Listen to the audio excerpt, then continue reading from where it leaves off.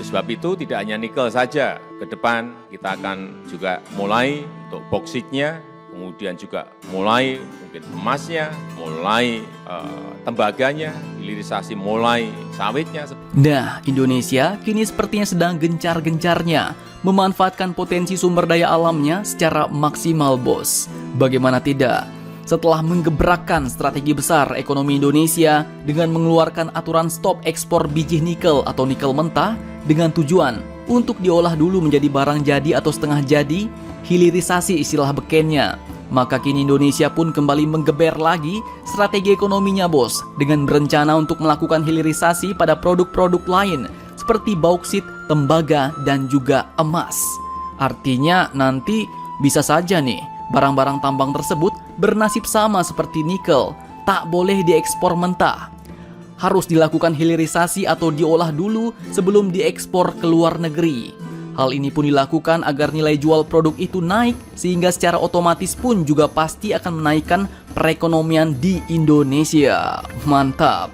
Nah, dikutip dari beberapa sumber berita berikut, salah satunya yaitu CNBC Indonesia dan juga nikel.co.id, mewartakan bahwa baru-baru ini, tanggal 26 Agustus 2021 kemarin, Presiden Joko Widodo pun telah mengatakan bahwa hilirisasi industri nikel, bauksit, tembaga emas hingga minyak sawit atau CPO akan menjadi strategi besar ekonomi Indonesia ke depannya.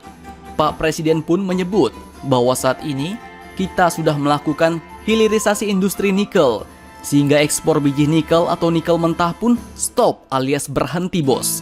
Dan hasilnya sekarang positif. Mulai kelihatan dengan ekspor besi baja dalam paruh pertama tahun ini telah menembus 10,5 miliar US dollar atau sekitar 152 triliun rupiah. Dan karena program hilirisasi nikel ini telah dianggap berhasil, maka menurut beliau program ini pun harus digenjot lagi, bos. Semua harus dihilirisasi dan akan dilakukan pada komoditas lainnya seperti bauksit, emas, tembaga, hingga minyak sawit. Sebanyak mungkin turunan-turunan dari bahan mentah itu bisa jadi minimal barang setengah jadi. Syukur-syukur bisa jadi barang jadi, papar Pak Presiden Joko Widodo. Selain itu, menurut beliau ada 3 hal strategi besar ekonomi Indonesia yang harus dilakukan, bos. Yaitu pertama, hilirisasi industri. Kedua, digitalisasi UMKM. Dan ketiga, kita harus mulai masuk ke ekonomi hijau. Nah, mantap. Pelan-pelan strategi Indonesia untuk meningkatkan ekonomi negara sepertinya mulai berhasil nih, bos. Langkah-langkah yang tidak mudah pun diambil, seperti misalnya stop ekspor nikel mentah yang mendapat tentangan keras dari negara-negara Eropa. Bahkan sampai harus masuk ke sidang rapat WTO atau World Trade Organization. Untungnya Indonesia bukanlah negara lemah dan tidak mudah diatur oleh pihak asing, bos. Sehingga gugatan Eropa itu pun dilawan dan program hilirisasi nikel Indonesia dapat tetap berjalan demi menuju Indonesia yang lebih baik. Nah, mantap.